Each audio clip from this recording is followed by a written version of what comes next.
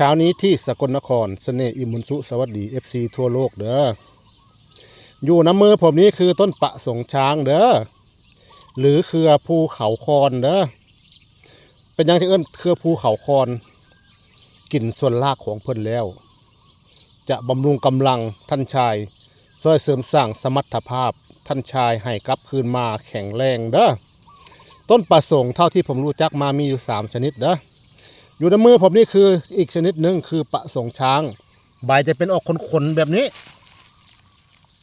คล้ายรูปหัวใจเขาเรียกต้นภูเขาคอนและอีกชนิดหนึ่งปะสงแดงอีกแบบหนึ่งเด้อแล้วก็เครือไทยสงอีกแบบหนึ่งเด้อคนละอย่างกันเด้อบำรุงกำลังช่วยเสริมสร้างสมรรถภาพท่านหญิงท่านชายให้กลับคืนมาเหตุการณ์เหตุงานแก้อ่อนเพลียแรงช่วยเสริมสร้างร่างกายให้แข็งแรงเด้อเขาจะใส่ส่วนรากอยู่ใต้ดินส่วนลำต้นเพิ่นก็ใส่ได้เด้อ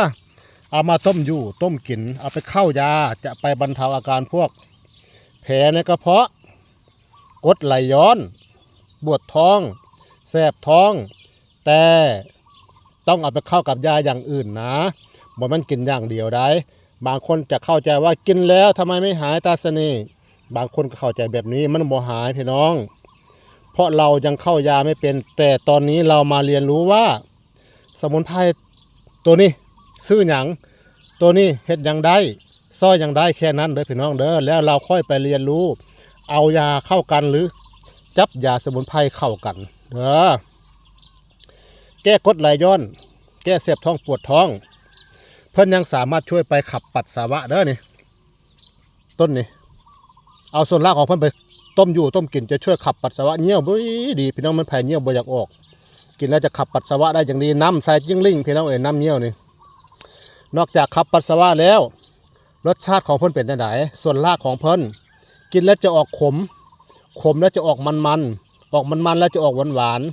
ในรากเดียวมี3รสชาติเด้อพี่น้องเด้อนี่คือต้นภูเขาคอนหรือปะสงช้างเด้อลองหากินดูก่อนกินก่อนใส่ให้ศึกษาเพิ่มเติมก่อนเด้อจังหาอยู่จังหากินแล้วให้ท่านอยู่ดีมีแห้งอย่าเจ็บอย่าไข้ขอให้สุขภาพแข็งแรงกับผมขอบพระคุณครับ